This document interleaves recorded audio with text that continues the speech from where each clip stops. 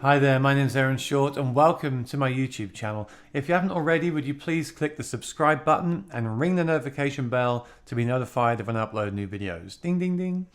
So I was a bit carried away there because I was playing my lovely Martin HD28. As you know, I love Martin guitars. And AER just sent me a Compact 60 version 4, the latest version, latest revision of the Tommy Emmanuel signature amp and the classic Compact 60 amp. So I'll be doing a review, demo, and I'll be testing them out at my gigs, see how they sound. I'll let you know in a video coming soon.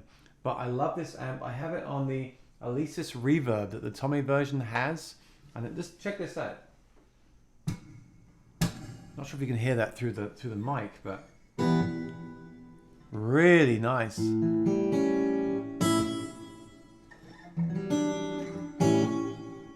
Really nice reverb, so I'll bring that down. So the thing is, with the pickup in this guitar and the preamp and reverb on the amp, I'm really enjoying just playing.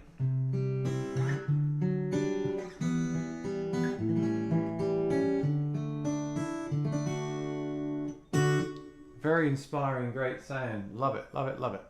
But I was thinking there, while I was playing that chord progression, it sounds awesome, but I'm thinking, oh, I want a loop, I want some delay, I want some effects. So I pulled out the HX Stomp. As you know, I use it with my acoustic quite a lot. And on here I have a 1-button looper and a volume boost. Then there's not enough switches to use my delay as well. I have a tap tempo tuner here, obviously very important. Now I do have a 2-button foot switch from Sweetfoot Pedals, which is awesome. And also my friends at Mission Engineering make a 2-button TT2 foot switch. Now you can get those to add those 2 buttons, but what they don't do is they don't tell you what the effect is doing without looking at the block on the screen. Now while I was at the Winter NAMM, I met the guys from Morningstar and I was really impressed with the MC6. So impressed in fact that I just had to get one. So I did buy one, it's right here. And I haven't used it since I got it the last 3 weeks. Why is that? Well, I'm very scared of Midi. As a kid, we had Midi, and I remember just numbers, and I'm not a numbers person. And I know there's a web editor, so I've downloaded the editor. So it's not a web editor; it's a download from their website. I downloaded the application, which you can see right here, and I load it up, and I don't know what I'm doing. I didn't know what to do. I mean, the Helix stuff is so easy to use. You just touch the button; it's like magic, right? You just rest your finger on the foot switch, and it allows you to assign things and switch between things. The Morningstar editor makes things a lot easier, but it's still not, you can't just turn it on and start using it. But don't let that scare you. By watching a few of their videos on their YouTube channel, I got the hang of it straight away, and I'm here to help you out and show you how it works. So, for example, you can see the side of it here, right? I've got a delay block in the Stomp. I've got a Midi cable out of the Morningstar to in on the Stomp, connected with a USB cable for power and to work with my computer editor. When I press delay on here, it turns on the delay block. When I press it again, delay off, it turns it off. I can have 6 of those, so I get to see exactly what's happening on the screen. Really cool. Now, how have I done that? Well, my bank name, there's different banks available in the Morningstar. I've called this one HX Acoustic because it's for my acoustic rig. Okay, this is going to be very simple just to get an overview introduction. Short name, delay on. So when I press it, it'll say delay on, and then toggle name, delay off. So the toggle is delay off. Message 1 is a press. I want to press the button. I'm doing a control change, and then this is where I got a bit confused. CC number 11, you have to read the manual for the HX Stomp. That's available, 11. And then CC value 127 is on channel 1, okay? Position 1. Do the same again for message 2. This will be our off switch. Press, control change. Same again, 11. CC value 0, 0 is off. Channel 1, okay? So they're the same, but it's 127 is on, 0 is off. And I'm using CC number 11. Then when you're done, make sure you press Save Preset. It sends information to the pedal and you're done. Then you come over to the Stomp, you select the delay, you press the 2 page buttons together, bypass the sign because we're going to bypass the block, and then page to the right. Learn, when you click learn here, it will say please press the, move the controller you want to assign here, and I just pressed A because that's the one I want to assign. I literally pressed the button, done. So that was if you need to watch the video again to learn that, do it. It took me about 3 hours to watch all those videos over and over to get it straight in my own head. But now it's straight in my head, I can do that all day long. That's easy. For example, for the chorus on or off, if you press D, the editor changes to D on the screen. You do the same thing again, chorus on, chorus off, press, control, control.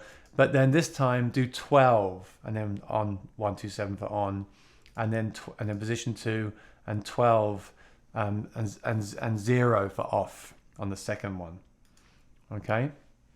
And then if you want to do another button, press button, say E, do the same again, and then it would be 13, same again. So making this into a pedal board is very simple, very straightforward.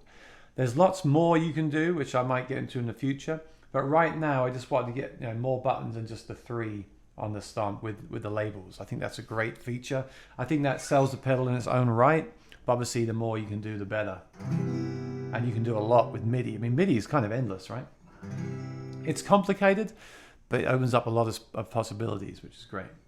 So let me give you an example. I'll do that same thing again, and I'll loop it. It's not easy to loop without using your foot, but I'll see what I can do.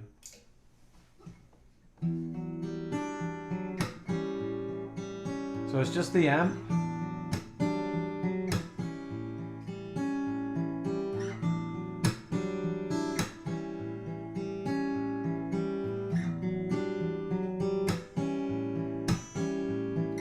And that gorgeous reverb. As I said, I can play this all day long. I love it. Okay, let me play the loop. Tap the tempo in.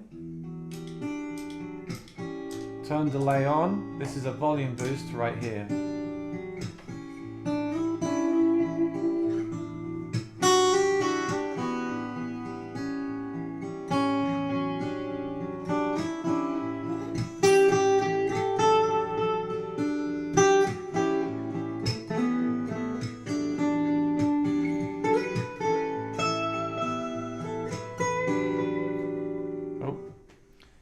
So there you go, or let's try the chorus.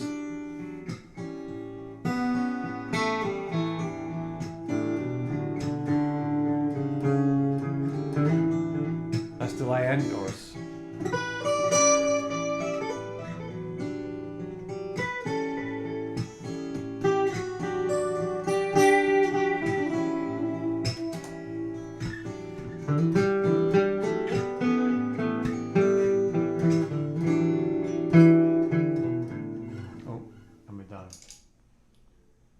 Awesome. So, I mean, I obviously need to put this on the floor and use my foot to control the looper. I can't do it with my hands on the desktop. I just want to be able to show you what I'm doing.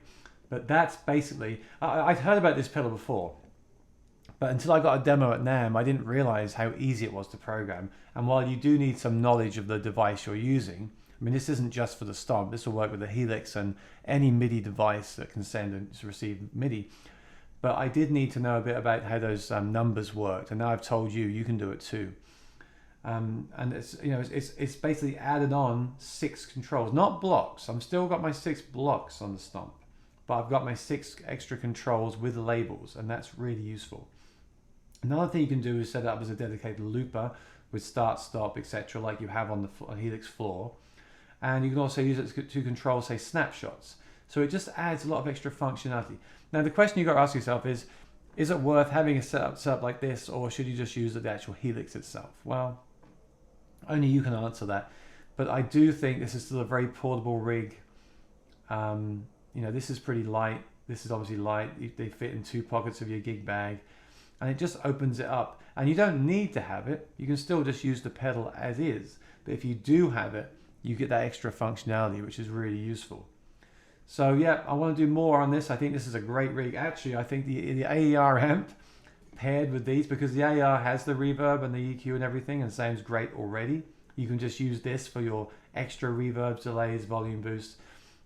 You can even add another 2-button foot switch to the back of the, straight to the back of the Morningstar. That's not very useful because you've got all these switches already. You can add an expression pedal. That would be cool to have a volume pedal for your acoustic. So you could add that in. So really flexible, versatile setup. I hope you like it. If you have one of these and you use it yourself, let me know how you're using it. And until next time, just stay tuned, all right? And I'm going to play you out. Thanks for watching.